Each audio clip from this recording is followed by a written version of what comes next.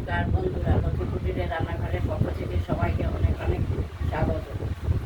আজকে যে রেসিপি যেটি হচ্ছে সেটি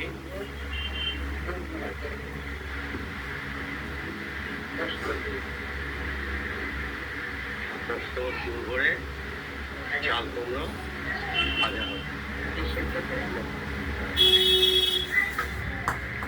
এখন কেটে নিচ্ছি।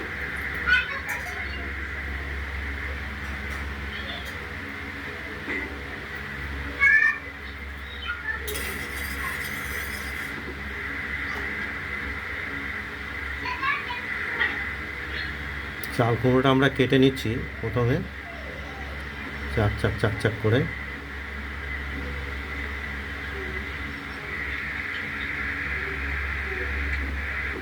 আমরা প্রথমে চাল কুমড়োগুলো কেটে নিলাম মাঝখানে ছিঁড়ে ছিঁড়ে। এবার এটা সিদ্ধ করে নেবো বাটিতে জল দিয়ে।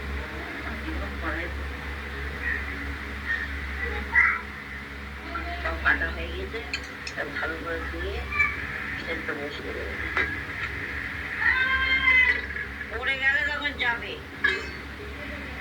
ওটা আমরা ওভেনটা ধরিয়ে সেদ্ধ করে নেব, তারপর দেখাবো।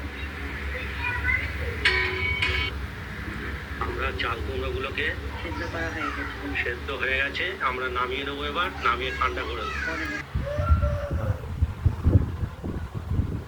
করেছি, এবার ছেড়ে দিচ্ছি। কড়াইতে তেল আগেই গরম করে নেওয়া হয়েছে।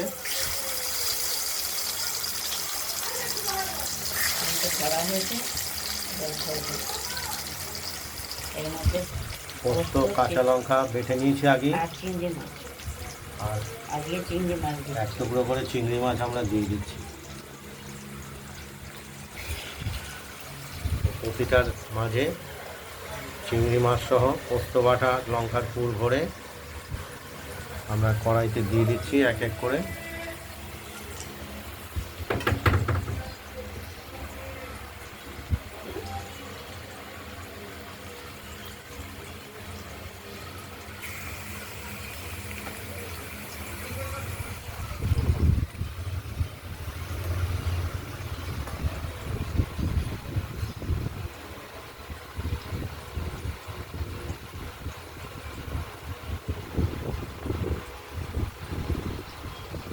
চিংড়ি মাছ দিলাম খেতে, অনেকদিন পোস্ত দিয়ে করি, লঙ্কা দিয়ে।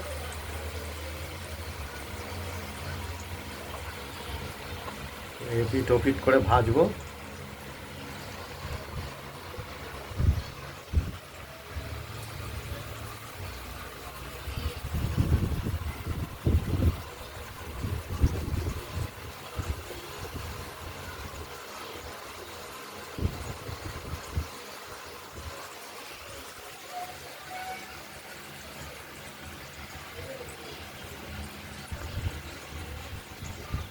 পোস্ত বাটার সঙ্গে একটু খালি করে চিংড়ি মাছ ঢুকিয়ে দেওয়া হচ্ছে।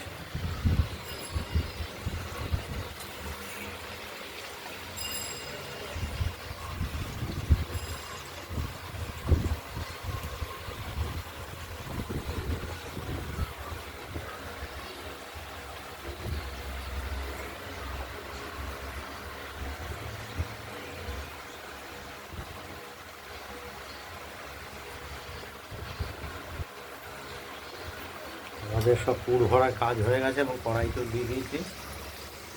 এবার শুধু হালকা করে ভেজে নেব, এপিট ওপিট করে ভেজে নেব। আর আমাদের চাল কুমড়োটা আজকে আমরা ব্যবহার করেছি একদম কচি চাল কুমড়ো। জলটা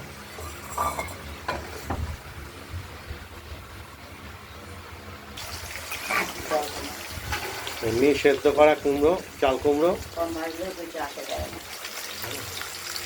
যার জন্য এগুলো ভাজা হতে একটু সময় লাগে।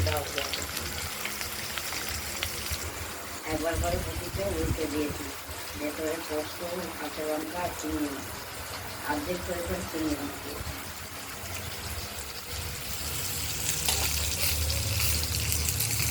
তাহলেই হয়ে যায়।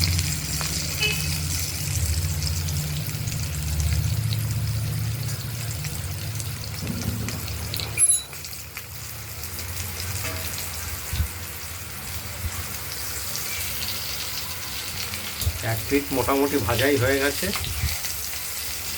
এবার প্রতিটা টুকরোকে উল্টে উল্টে দিতে হবে। খেতে খুব ভালো লাগে গরম ভাতে, ভেতর থেকে একটু পোস্ত বাটা চিংড়িটা বের করে হাত মেখে নেবেন, দেখবেন অসাধারণ হবে।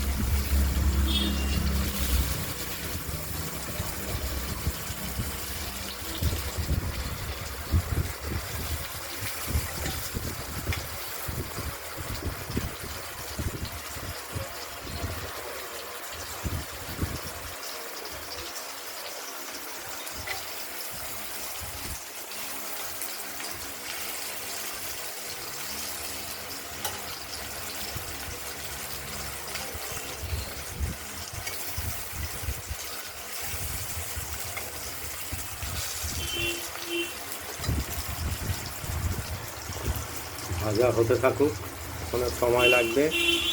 এই এসছে, আর সময় লাগবে। এই গেছে ভাজা, প্রত্যেকটাই লাল হয়ে গেছে। এমনিতে সেদ্ধ হয় নরম।